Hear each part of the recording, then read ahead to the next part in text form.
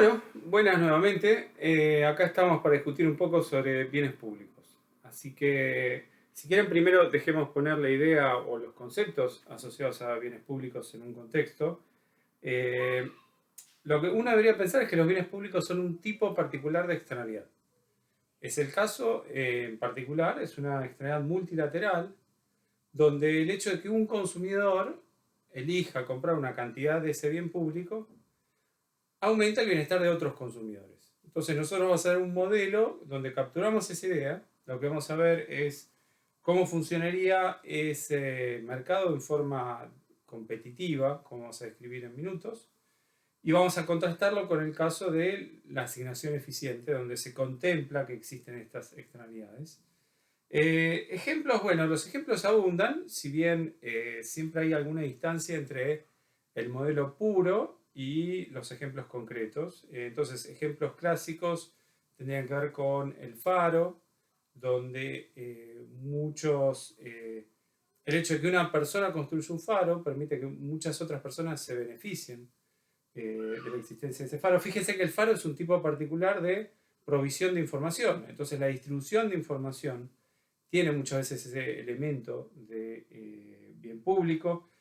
Digamos, en la línea de provisión de información, por ejemplo, uno también podría creer en la generación de conocimiento, como un tipo de bien público. En el modelo puro, el bienestar que extrae una persona de consumir ese producto que ya fue generado no depende del hecho de que otras personas lo consuman. Entonces es un caso donde no hay rivalidad en el consumo. Al mismo tiempo, no vamos a considerar casos donde no se puede restringir el acceso a ese bien. Eh, entonces se cumple con las dos condiciones clásicas del ejemplo de bien público. ¿Cómo nos desviamos con respecto al ejemplo puro muchas veces en la realidad? Una desviación tiene que ver con la congestión. En la medida que haya congestión, por ejemplo, congestión en el mar, congestión en la adquisición de un cierto tipo de información, ahí ya nos empezamos a alejar del ejemplo puro, porque el hecho de que una persona consuma puede disminuir el bienestar o el bienestar que puede extraer una persona de consumir ese bien. Eh, Algo parecido también, o sea, ¿cuánto beneficio puedes extraer de utilizar una información? Bueno, también es verdad que muchas veces, en la medida que muchas personas aprovechen o conozcan ese dato, puede ser que vos tengas menos capacidad para poder extraer beneficios a partir de ese bien, que en este caso sería información, ¿no? Entonces, suponete que se desarrolla una nueva tecnología. Bueno, el hecho de que esa tecnología exista, en principio, podría resultar en beneficios para cualquiera que la utilice, pero es posible que si muchas personas la están utilizando, una nueva persona que lo utilice, por ejemplo, para producir un bien, podría extraer menos beneficios porque ya ese es un mercado donde hay muchas personas que ya están utilizando productos con esa tecnología. Bueno, más allá de entonces de estas observaciones preliminares, vayamos a nuestro ejemplo. Vamos a considerar un ejemplo muy simple. Entonces, lo que vamos a asumir es que tenemos I mayúscula consumidores.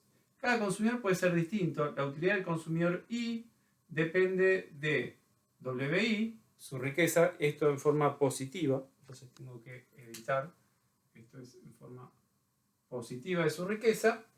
Y depende también de X, donde X es la cantidad de bien público, que en principio uno lo podría pensar como la suma de todas las cantidades compradas, en la medida que haya un mercado, por cada consumidor.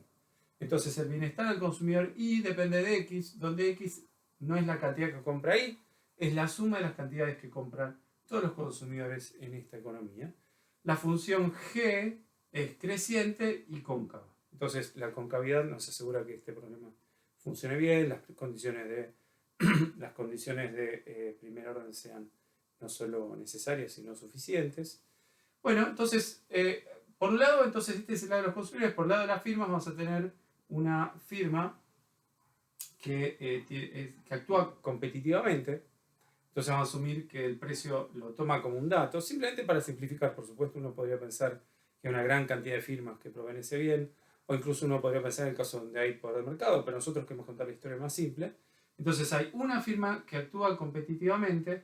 La función de beneficios es es igual a la diferencia entre ingreso y costo. Y quizás lo que vale la pena destacar, esto no lo indiqué, la función de costo es convexa. Entonces, los costos marginales son crecientes, ¿no? Nuevamente, sería el ejemplo más sencillo para que las condiciones de primer orden no solo sean suficientes, sino también, no solo sean necesarias, sino también suficientes. Entonces, describamos qué es un equilibrio competitivo en esta economía. En un equilibrio competitivo lo que tenemos son cantidades y precios. Entonces, las cantidades en principio serían cuánto compra cada consumidor, y este será el precio de equilibrio en un mercado que consideramos competitivo, es decir, tanto consumidores como productores, en este caso un único productor, toma el precio como dado. De vuelta, suena un poquito incómodo pensar en un único competidor que actúa en forma competitiva. Pensémoslo como un ejemplo simplificador, y los resultados que estamos describiendo lo podemos generalizar para casos donde hay muchas firmas presentes en el mercado. Entonces, tenemos el equilibrio, está caracterizado, está compuesto por estos dos elementos: un vector de cantidades que especifica una cantidad para cada consumidor y un precio. ¿Y qué condiciones satisface? Bueno, estas cantidades deben ser las cantidades que óptimamente, para cada consumidor, la cantidad XY estrella es la cantidad óptima, tomando como dado el precio y las cantidades que en equilibrio están comprando los demás consumidores. Entonces tiene que haber optimalidad. Piénselo como un juego. Esto es como un juego. Entonces la decisión de cada consumidor es óptima dado el precio y las cantidades de los demás consumidores. Y luego, por el lado de la firma, lo que tenemos es que la cantidad total vendida por la firma es justamente la cantidad óptima para la firma dado el precio. Entonces, X estrella, que es la suma a través de todos los individuos, resulta en la cantidad óptima para la firma competitiva dado el precio. Entonces, esta idea de equilibrio puede ser caracterizada a partir de condiciones que están asociadas al óptimo del consumidor, de cada consumidor, y al óptimo de la firma. Entonces vamos en esa dirección.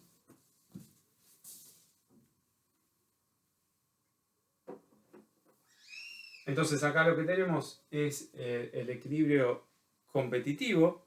Entonces tenemos en primer término las condiciones de primer orden del consumidor. Entonces, ¿qué es lo que tenemos? Que la utilidad marginal que extrae el consumidor de una unidad adicional del bien público no puede exceder el precio de equilibrio. O sea, esto es la condición de primer orden que uno extraería, donde, digamos, esto no lo había hecho explícito, pero lo que tenemos una restricción de no negatividad. Entonces, si quieren, acá lo puedo aclarar. A través de todo este problema tenemos una restricción de no negatividad. Entonces, dada esa condición de no negatividad, tenemos esta condición de primer orden. Si no tuviésemos restricción de no negatividad, el problema sería más sencillo, porque simplemente igualaríamos la función objetivo a cero y ahí obtendríamos la condición de primer orden. Entonces, la utilidad marginal no puede exceder el precio de equilibrio. Fíjense que la utilidad marginal está siendo evaluada en X estrella, es decir, estamos teniendo en cuenta lo que compra el consumidor y lo que compran todos los demás, lo estamos sumando y así evaluamos la utilidad marginal. Ahora, esta condición se debe cumplir con igualdad si estamos en una solución interior. Entonces, si X y estrella es mayor a 0, estrictamente mayor a 0, esto debería ser una igualdad. Por el lado de la firma, el precio, y acá me faltó el asterisco, el precio de equilibrio no puede exceder el costo marginal evaluado en X estrella, la cantidad total que ofrece la firma. Ahora, si combinamos estas dos condiciones, sabemos que para cada consumidor es verdad que la utilidad marginal es menor o igual al costo marginal evaluado en X estrella. Entonces, eso por el lado del equilibrio competitivo. Entonces lo caracterizamos en función de las condiciones de primer orden, que dado nuestro supuesto, las condiciones de primer orden son no solo necesarias, sino también suficientes. Y ahora vamos a hablar de cómo se compara esta condición con la asignación eficiente. Entonces, en una asignación eficiente, en principio, vamos a pensar en una asignación eficiente para una función objetivo particular, que es igual a la suma de la utilidad marginal de los consumidores, y a esto no es una suma, sino que tenemos que restar el costo. Piénsenlo como que la función de bienestar social es igual a la suma de todos los agentes de la economía, donde representamos a la firma como un agente, por ejemplo, suponiendo que hay un dueño de esa firma y que su utilidad marginal, su utilidad es simplemente los beneficios de esa firma, es una forma de pensar el problema. Lo podríamos, por supuesto, trabajar de distintas formas, pero, por ejemplo, que todos estos consumidores son dueños de la firma y que su riqueza está determinada en parte por la riqueza de esa firma, pero también está determinada por los costos asociados a pagar, a comprar esos consumidores. Lo cierto es que nuestra función objetivo desaparece, se netea el precio que paga el consumidor para, o el precio que, el costo que tiene que pagar el consumidor para financiar la producción del bien y el ingreso que recibe la firma. En otras palabras, estamos olvidándonos de la parte de suma fija de esta economía. Estamos olvidándonos que a los consumidores les podemos imponer impuestos de suma fija y a las firmas les podemos dar subsidios. Estamos imaginándonos que este planificador tiene la posibilidad de redistribuir a través de impuestos y subsidios de suma fija la riqueza entre los agentes de la economía. Entonces, cuando uno hace ese supuesto, la función objetivo puede ser representada de esta forma simplificada. Entonces, nuevamente, la función objetivo es igual a la sumatoria de la utilidad a través de todos los consumidores, de I igual a 1 hasta I mayúscula, y a eso le restamos el costo social asociado a producir el bien. La condición de primer orden resulta ser nuevamente no solo necesaria, sino también suficiente, y la podemos escribir como una condición, una desigualdad débil, donde por un lado tenemos la sumatoria a través de todos los consumidores de la utilidad marginal evaluada en la cantidad XO, que sería la cantidad total del bien público producido, y esto no puede exceder el costo marginal evaluado naturalmente en la misma cantidad. Entonces uno calcula las condiciones de primer orden, esta condición de primer orden establece que esta desigualdad débil se debe cumplir con igualdad si estamos en una solución interior. Entonces fíjense que uno puede hacer un contraste entre esta condición y esta condición. En el caso del equilibrio competitivo, lo que pasa es que la utilidad marginal de cada consumidor no excede el costo marginal de a producir una unidad adicional del bien público. En el caso de la asignación eficiente, hay una desigualdad parecida, pero la gran diferencia está acá. En vez de estar comparando el costo marginal con la utilidad marginal de un consumidor, estamos comparando el costo marginal con la suma de las utilidades marginales del consumidor. Es decir, usando un concepto más tradicional, estamos contemplando no solo el elemento de beneficio público asociado a consumir una unidad adicional del bien, sino estamos considerando, no solo el beneficio privado, estamos considerando el beneficio privado y el beneficio público.